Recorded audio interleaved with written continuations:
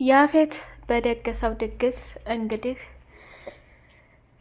ናታንና ኤፉዬ ሙሽራ ሊሆኑበት ተዘጋጅተዋል ማለት ነው። ቤዛ እንግዲህ ያፌትና ቤዛ ወደ እስር ቤት ይገባሉ፣ እዛው ይጋባሉ፣ እዛው ይፋቀራሉ። የሔዋን ጥንካሬ እንግዲህ ለኤፍራታ በጣም እንደሚጠቅማትና በጣም ወደ ነበረችበት ቦታ እንደሚመልሳት ግልጽ ነው። ግን ያው ኤፍራታ ፖሊስ እንደመሆኗ መጠን ልትረዳትና ያለውን ነገር እየነገረቻት አይደለም። ምንም ቢሆን ምንም ደግሞ ሔዋን የምትሄድበት መንገድ እጅግ በጣም ደስ ይላል፣ ለየት ይላል። በያፌት ድግስ መዋረድ ያለበት የዛኔ የመጨረሻ ሰዓት ይሆናል ማለት ነው። ኤፍራታና ናታን ካሁን በኋላ ደስታቸውን ያለ ጭንቀትና ያለ ሐዘን እንደሚያሳልፉ እርግጠኛ ነን። ያፌት በደገሰው ድግስ ኤፉና ናቱ መጋባት አለባቸው። ይሄ ሰይጣን መቼም ሊያገባት አይችልም። ያው እንግዲህ በፊት እስር ቤት በሚያሰቃያት ጊዜ ተደፍር ያለው ክብሬ ተወስዷል እያለች ስትጨናነቅ ነበረ። ዛሬ ላይ ግን እንዳጋጣሚ ሆኖ ክብሯንም ማንነቷንም ያ ናታን ስለወሰደው በጣም ለእሷ ነጻነትና ጦሩነት ይሆናል።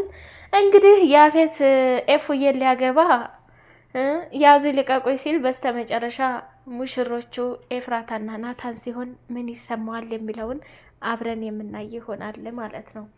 አሰላሙ አለይኩም ወራህመቱላሂ ወበረካቱ። ውድ የተከበራችሁ የቻናሌ ቤተሰቦች የሀረግ ድራማ እንደቀጠለ ይገኛል። የሀረግ ድራማ እንግዲህ ኤፍራታና ናታን ከወጭ ሊተርፉ ነው። የእስከዛሬው ስቃያቸው የሚሆነው በሔዋን ቁጥጥር ስር ካደረገች በኋላ ሔዋን ደስ ያለ ነገር ነው እያደረገች ያለችው። እንዲሁም ደግሞ ሔዋን ቤዛን እንዲሁም ኤፉዬንና ጽዮንን እየተከታተለች ወንጀሎችን እየሰበሰበች ትገኛለች። በስተ መጨረሻ ሉሊትንም ልታጠምዳት፣ ሉሊትን ደግሞ ያለችበትን ሁኔታ ወስና የጨረሰች ሰይጣናዊ ስራ ለሷ እንደምትሰጣት በራሷ ወስናለች ማለት ነው። አሁን ላይ ምንም ቢሆን እንደዚህ በህመም ደካማ ጎንሽን ተጠቅመሽ የበፊቱን ጥንካሬሽና የበፊቱን ለሰው ፍትሃዊ የነበርሽበትን መንገድ አሁን ላይ በጣም ተቀያይራለች። ኤፍራታን ብዙ ነገር እያደረገቻት ነው። የቤተሰቦቻችን መለያየት ምክንያት ሀብትና ንብረታቸውን ትተው ተመልሰው ሲመጡ ላንተ ተብሎ ይሄን አይነት ንብረት በዛ አይነት መሆን የለበትም እያለች እየተነጫነጨች ትገኛለች ማለት ነው። እንግዲህ የዚህ የድራማ መጨረሻ የሚሆነው ሉሊት ውርደቷንም የምታገኝበት እንዲሁም ደግሞ ቤዛ ተዛ ተስር ቤት አዋጣሻለሁ ሚዜ ትሆንኛለሽ፣ እንዲሁም ደግሞ ናት ያለችኝና ከጎን እንደ እህት ሆና እንድትድረኝ ታግባብልኛለሽ ብሎ ቃል እንትን ብሏት ነበረ ማለት ነው። አሁን ላይ ገኒ ደግሞ ለሔዋን ፖሊስ መሆኗን ስለማታቅ እንዲሁም ደግሞ የቤዛ ጓደኛ ስለሆነች ልጇን ኤፍራታን ይገሉብኛል ብላ ባሰበችው መንገድ መጥፎ ጥላቻና መጥፎ አስተሳሰብ እያሳየ ትገኛለች ማለት ነው። ትልቁን ድራማ እየተጫወተች ያለችው አሁን ላይ ሔዋን ናት ማለት ነው። እና ሔዋን የምትሄድበት መንገድ እጅግ በጣም ደስ ይላል።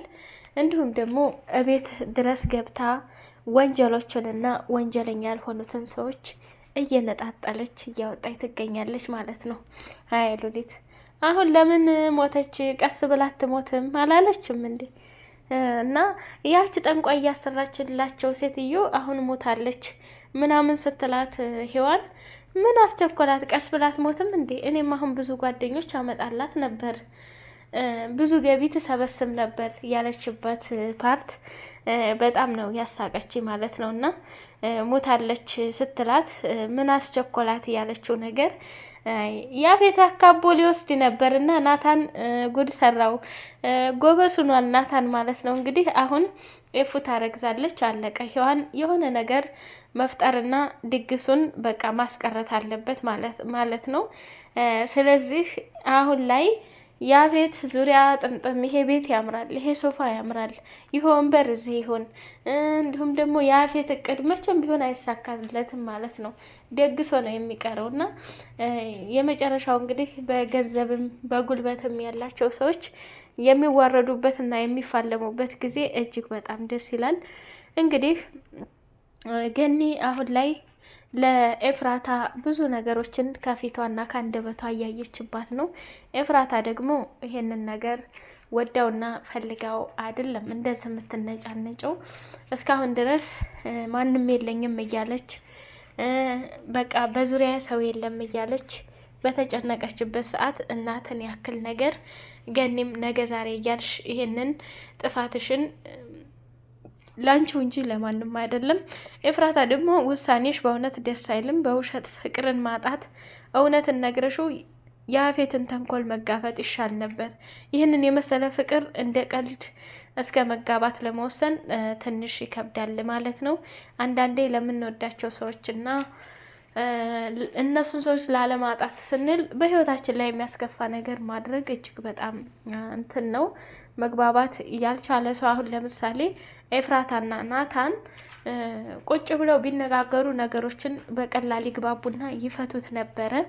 እንዲሁም ደግሞ ናታንን ነፍሰ ገዳይ ነው ብሎ እንኳን እንትን ቢል አሁን ላይ ምርመራ ባለበት ሰዓት ራሱ ምንም ነገር ባላደረገበት ሰዓት ይህን ያክል ቅጣት እንዲፈረድበት አይደረግም ነበር።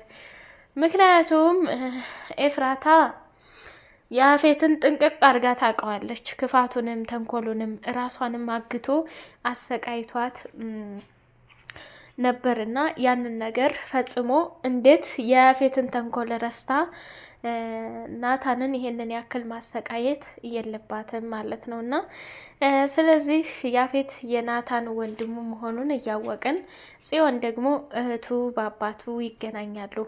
ያፌት በችግሩ መኖሩ ምክንያት ናታን ደልቶት እየኖረ ስለሚመስለው ሊበቀለው ይፈልጋል ማለት ነው። እንግዲህ ያንን በቀል እንትን ለማለት ኤፍራታ አሁን ላይ ደግሞ ናታን አንቺ ታግተሽ ቤዛን ለማግባት ብዙ ነገር ሆኗል ማለት ነው። ሀብት ንብረቱን እንደውም ይሄንን ደካማ ጎንን ተጠቅመሽ የእሱን ቤቱንም ሆነ ድርጅቱን ማስመለስ ነበረብሽ ማለት ነው። እና ስለዚህ ያፌት መጨረሻ ላይ እንግዲህ ኤፉዬን አገባለሁ ብሎ ያቀደው እቅድ ሁሉ እንደሚከሽፍበት ግልጽ ነው። ምክንያቱም ኤፍራታ ለናታን ብትደብቀውም ሔዋን አሁን ላይ በቃ ይሄን ነገር ስለምታውቅ በድግሱ ጊዜ እንግዲህ ወይ ኤፍራታን ታሳግታት ይሆናል፣ አለዛ ደግሞ ለናታን ከባድ ነገር ወጥመድ ታዘጋጅለት ይሆናል ማለት ነው። እና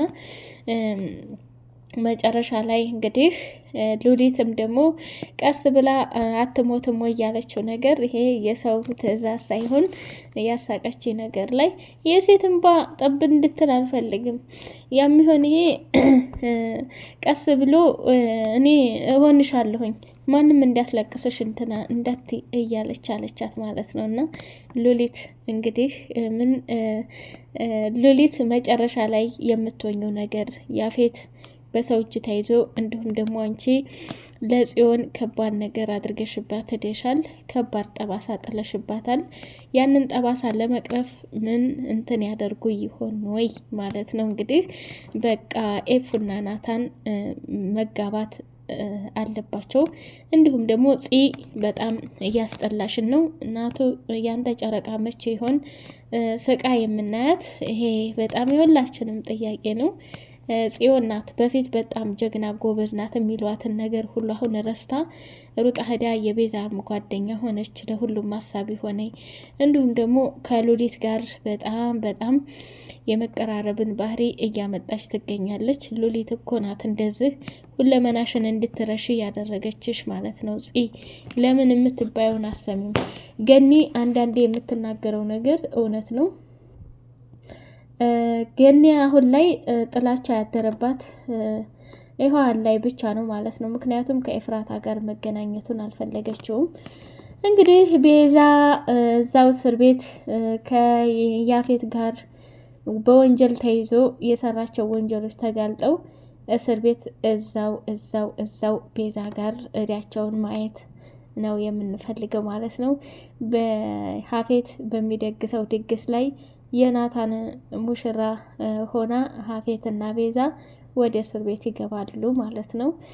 ኤፍራታ ግን በጣም የምታበዥው ነገር አለ። በቃ የምታሸንፍ ነበር ያመንኩት ማለት ነው። ግን አሁን ላይ በማልቀስና ነገሮችን ደብቃ ናታንን እየጎዳችው መሆኑ ግልጽ ነው ማለት ነው። እንግዲህ ያፌትም የናታንን ደስታ ለማጨለም መጠጥ ቤት ድረስ እየሄደ እንዲሁም ደግሞ በገባበት እየገባ እያጨናነቀውና ደስታውን እየነጠቀው ይገኛል ማለት ነው። እንግዲህ አባቱ ቢያስከፋው ወንድሙ ላይ ይህን ሁሉ ጥላቻ አስፈላጊም አልነበርም። አንዳንዴ በቀልን ለማይገባው ሰው ስናደርግ መልሶ ተንኮሎቹ ተሰብስበው ወደዛ ሰው ላይ ይመጣሉ ማለት ነው። ኤፍራታ መጨረሻ ምንድን ነው? አሁን እንግዲህ ያፌት በደገሰው ድግስ ናታንና ኤፉዬ ሙሽራ ሲሆኑ ምን አይነት ስሜት አለው? ይገርማል። በጣም የሚያጓጓ ነገር ነው። የያፌት መጨረሻ አሁን እንደዚህ ሰውን እንደ ትንኝ ያህል የማይቆጥረው ሰው ነገ ጧት ግን እነዛ ሴቶች ልጆች በሚሰቃዩበት ቦታ ላይ እሱ ሆኖ ማየትን እንዴት በጣም ደስ ይላል። በነፃነት አሁን ህይወታቸው መኖር የሚጀምሩት ኤፉና ናታን ናቸው።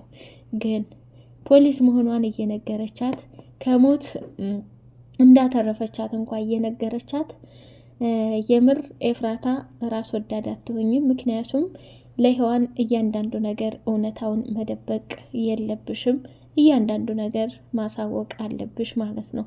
ምክንያቱም እሷ አንቺን ልትረዳ ከሞት እንዳተረፈችሽ እንዲሁም ደግሞ በዙሪያዎችሽ ያሉትን መጥፎ ሰዎች እያወጣችና እየጎለጎለቻቸው ትገኛለች። አንቺ ደግሞ እሷን ልታግዣት ይገባል እንጂ በዚህ ልክ ልትገፊያትና ውጭልኝ ማለት የለብሽም። እንግዲህ ከሔዋን የተማርኩት ነገር ለአንድ ሰው ፖሊስ እንደመሆኗ መጠን የፖሊስ ስራዋን ለአንድ ሰው ዋጋ መክፈል እንዳለባትና ግዴታዋ በዚህ መልኩ እንትን ማለት እንዳለባት እጅግ በጣም ተምረናል ማለት ነው። አንዳንድ ራስ ወዳዶች ደግሞ በብርና በተለያዩ ጥቅማ ጥቅሞች የሚታለሉ መሆኑን ተምረንበታል ማለት ነው። ውድ የቻናሌ ቤተሰቦች በቀጣይ ፓርት በጉጉት እስከምንገናኝ ያፌት መጨረሻ ምን እንደሆነ ሉሊትስ አሁን ላይ እያደረገቻቸው ያለችው ነገር የበላይነት በሔዋን ማለት ነው። እንግዲህ ሔዋን የራሷን ስራ እየሰራች መሆኑን አልገባትም ማለት ነው። ሉሊትም የድርሻዋን ስታገኝ ቤዛና ያፌትም እዛው እስር ቤት ሲቀሩ ኤፉና ናታንም በደስታ ጊዜያቸውን ሲያሳልፉ የምናይበት ገኒም ደግሞ የኤፉ እናት መሆኗን አውቃ ደስታ በደስታ የሚሆንበት ጊዜ ይናፍቃል ማለት ነው። ወደ ቻናል ቤተሰቡ